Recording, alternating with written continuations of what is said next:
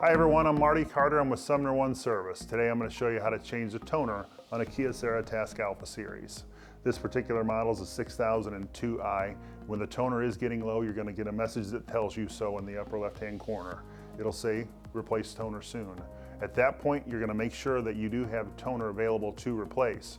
The good news is with the Sumner One fulfillment service, you will have toner on hand to replace it because we'll know when you are low on toner before you do, and we ship that toner automatically. Shortly after that, you'll receive a message in the top that says, please replace the toner. It's time. So this front door does open, and along with it comes this door that you're typically not used to seeing open. That's the toner door that exposes the toner cartridge. It only opens if the toner is ready to be changed. You cannot open this door otherwise.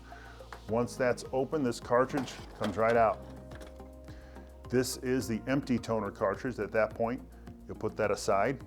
You'll take the new cartridge, looks just like it out of box. There's not much to it. So once you take the new cartridge out of the box, pretty much slides right into the machine.